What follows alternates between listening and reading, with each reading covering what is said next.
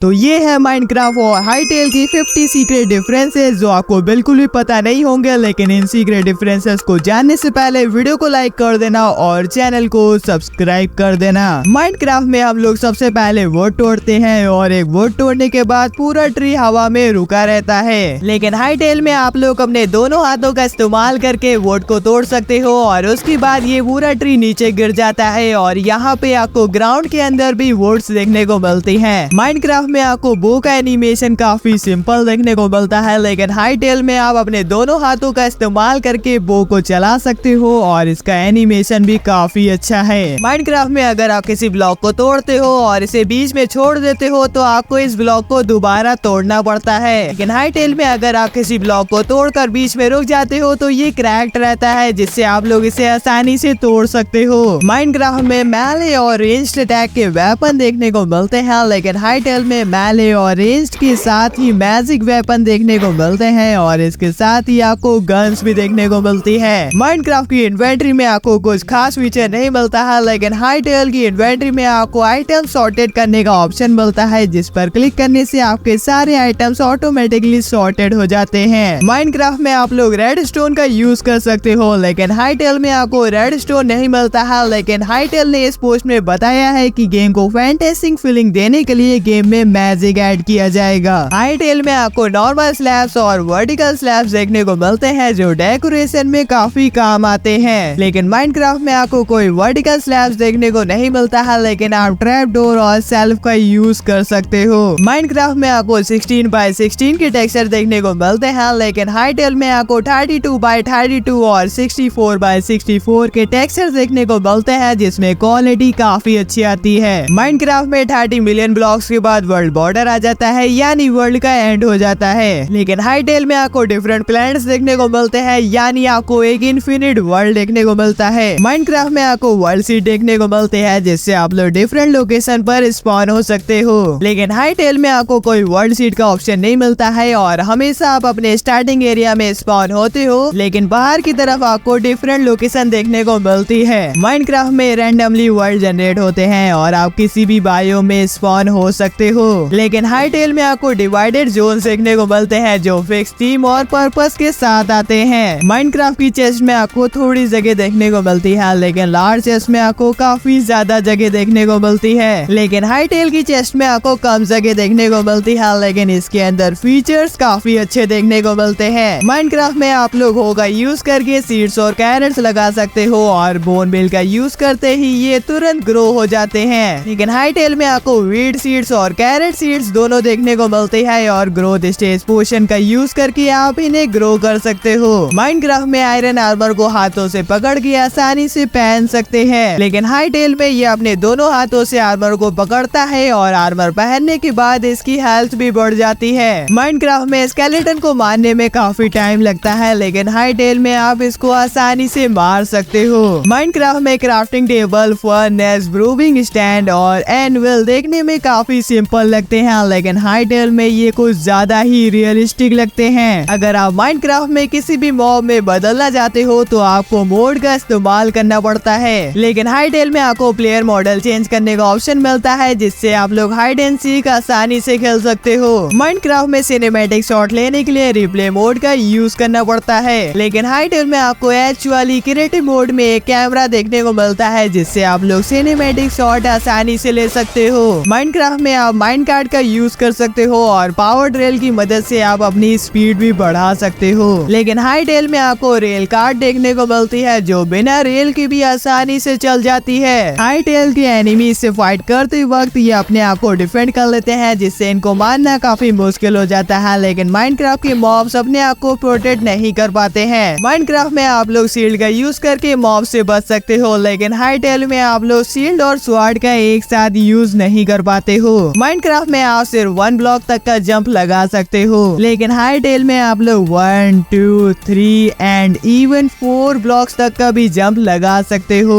Minecraft में जैसे door खोलते हैं वैसे ही बंद होते हैं, सिर्फ साउंड का डिफरेंट देखने को मिलता है, लेकिन हाईटेल में डोर्स कुछ अलग तरीके से खोलते और बंद होते हैं और यहाँ पर आपको कुछ यूनिक डोर्स देखने को मिलते हैं जिनका एनिमेशन काफी अच्छा है। माइनक्राफ्ट में टॉर्च को हाथ में पकड़ने से रोशनी नहीं होती है, आपको टॉर्च को प्लेस करना होता है। लेकिन हाई टेल में टॉर्च को पकड़ते ही अगल बगल रोशनी हो जाती है और इसको प्लेस कर सकते हो, और अगर इसको ड्रॉप करते हो तो वो भी यहाँ पर रोशनी हो जाती है। माइनक्राफ्ट में आप दिन के समय बेड पर नहीं सो सकते हो, केवल रात और बिजली गिरते वक्त ही आप बेड पर सो सकते हो। लेकिन हाई टेल में आप दिन के समय बेड पर इजीली लेट सकते हो, लेकिन रात के समय आप 9 PM के बाद ही सो सकते हो। माइनक्राफ्ट में मेज का अटैक काफी कम है, लेकिन ऊपर से अटैक करने पर मेज का डैमेज काफी ज्यादा हो जाता है। लेकिन हाई टेल में मेज का डैमेज काफी ज्यादा होता है और आपको एक स्पेशल पावर भी देखने को मिलती है। माइनक्राफ्ट में आपको TNT देखने को मिलते हैं, जिसका यूज करके आप किसी को भी उड़ा सकते हो। लेकिन हाई टेल में आपको जलते हुए बॉम्ब देखने को मिलते हैं, जिसे आप किसी के ऊपर भी फेंक सकते हो। माइनक्राफ्ट में स्टोन और डीप स्लेट के टेक्सचर में ऑर्स को ऐड किया गया है, जिससे केव में ये कभी कभी आपसे मिस हो जाते हैं। लेकिन हाई टेल में ये ऑर्स स्टोन के बाहर निकले होते हैं, जिससे आप इनको आसानी से देख सकते हो। माइनक्राफ्ट में आप इलाइट्रा का यूज करके आसानी से उड़ सकते हो। लेकिन हाई टेल में आपको ग्लाइडर देखने को मिलता है, जिससे आप लोग फॉल डैमेज से बच सकते हो। माइनक्राफ्ट में आप इन मॉब्स को आगे से मारो या फिर पीछे से मारो, दोनों केसेस में सेम डैमेज पड़ता है। लेकिन हाई टेल में अगर आप मॉब्स को आगे से मारो तो कम डैमेज पड़ता है, लेकिन अगर आप पीछे से मारते हो तो ज्यादा डैमेज पड़ता है। माइनक्राफ्ट में हॉर्स को राइड करने के लिए पहले आपको उसे टेम करना होता है और फिर सैडल लगाना होता है, और तब कहीं जाकर आप लोग राइड कर सकते हो। लेकिन हाई टेल में ये हॉर्स आपको देखकर ही भागने लगता है, तो इसलिए आपको स्नीक करके इसको पकड़ना होता है और फिर आप लोग आराम से राइड कर सकते हो। माइनक्राफ्ट में आप शवल का यूज करके एक बार में एक ही डर्ट तोड़ सकते हो। लेकिन हाई टेल में आप शवल का यूज करके एक साथ मल्टीपल ब्लॉक्स को ब्रेक कर सकते हो। माइनक्राफ्ट में ये सारे मॉब्स आपको पैसिव देखने को मिलते हैं, तो इसलिए ये आपके ऊपर अटैक नहीं करते हैं। लेकिन हाई टेल में ये आपको देखकर भागने लगते हैं, और अगर आप इनका पीछा करते हो तो ये आपको पीछे से लात भी मार सकते हैं। माइनक्राफ्ट में आप इन एनिमल्स को टेम कर सकते हो और ब्रीड भी कर सकते हो। लेकिन हाई टेल में आप इन एनिमल्स को टेम या ब्रीड नहीं कर सकते हो, लेकिन फीडबैक दिखाकर आप इन्हें बुला सकते हो। माइनक्राफ्ट में आप किसी भी ब्लॉक के ऊपर चेस्ट रख सकते हो और ब्लॉक टूटने के बाद भी चेस्ट वहीं पर रखी रहती है। लेकिन हाई टेल में अगर आप ऐसा करते हो तो ब्लॉक तोड़ते ही आपकी चेस्ट ब्रेक हो जाती है। माइनक्राफ्ट में अगर डेड ब्लॉक पर ग्रास ना हो तो थोड़ी देर बाद उस पे ग्रास आ जाती है। लेकिन हाई टेल में डर्ट के ऊपर ग्रास बिल्कुल भी नहीं आती है। माइनक्राफ्ट में आपको कोई फर्नीचर नहीं मिलता है, लेकिन आप मोड्स या एड-ऑन्स का यूज कर सकते हो। लेकिन हाई टेल में आपको डिफरेंट टाइप्स की चेयर मिलती है और इस पर आप बैठ भी सकते हो। माइनक्राफ्ट में सैंड और ग्रेवल को अगर सपोर्ट ब्लॉक ना मिले तो वो नीचे गिर जाते हैं। लेकिन हाई टेल में सैंड आइटम के रूप में नीचे गिरता है, लेकिन ग्रेवल नीचे गिरता ही नहीं है। हाई टेल में आप फेंस के ऊपर जंप लगा सकते हो, लेकिन ये मॉब जंप नहीं लगा सकते। लेकिन माइनक्राफ्ट में आप वॉल और कारपेट का इस्तेमाल करके आप जंप लगा सकते हो। माइनक्राफ्ट में आप आयरन पिकेक्स का यूज करके डायमंड और तक का तोड़ सकते हो, लेकिन एंशिएंट एवरेज को नहीं तोड़ सकते हो। लेकिन हाई टेल में आप एक स्टोन पिकेक्स से सारे ऑर्स को आसानी से तोड़ सकते हो। माइनक्राफ्ट में ये टॉर्च हमेशा जलती रहती है, लेकिन आप इसे बुझा नहीं सकते। लेकिन हाई टेल में आप इस टॉर्च को प्लेस करके जला भी सकते हो और बुझा भी सकते हो। माइनक्राफ्ट में अगर आप गलती से लावा के अंदर गिर जाते हो तो आपके सारे आइटम जल जाते हैं और आपकी इन्वेंट्री खाली हो जाती है। लेकिन हाई टेल में अगर आप गलती से मर जाते हो तो आपके आइटम की ड्यूरेबिलिटी 10% कम हो जाती है। माइनक्राफ्ट में फर्नेस का साइज काफी छोटा होता है, लेकिन हाई टेल में फर्नेस का साइज काफी बड़ा होता है। और माइनक्राफ्ट में सैंड को स्मेल्ट करने पर आपको ग्लास मिलता है, जबकि हाई टेल में आपको ग्लास बॉटल मिलती है। माइनक्राफ्ट में आपको मैप देखने को मिलता है और आप इसे बना भी सकते हो, लेकिन ये मैप काफी छोटा होता है। लेकिन हाई टेल में आपको एक काफी बड़ा मैप देखने को मिलता है और आप इसमें वे पॉइंट भी लगा सकते हो। माइनक्राफ्ट में आप स्टिक्स और कॉबल स्टोन्स का यूज करके स्टोन पिकेक्स बना सकते हो। लेकिन हाई टेल में आपको प्लांट फाइबर का यूज करना पड़ता है, तब कहीं जाकर आप लोग स्टोन पिकेक्स बना सकते हो। हाई टेल के क्लाउड्स एक पेंटिंग की तरह दिखते हैं, लेकिन माइनक्राफ्ट में क्लाउड्स थोड़े ब्लॉक टाइप के लगते हैं। माइनक्राफ्ट में आपको क्रॉसबो मिलता है, जिसमें आप एरो को लोड करके रख सकते हो और बाद में किसी को भी मार सकते हो। लेकिन हाई टेल में आपको क्रॉसबो मिलता है, जिसमें आप 6 एरोस को लोड कर सकते हो और इसका डैमेज भी काफी अच्छा है। माइनक्राफ्ट में हर स्टैक्स के अंदर 64 आइटम्स रखने की लिमिट होती है, लेकिन हाई टेल में आप 100 ब्लॉक्स तक के आइटम्स को रख सकते हो।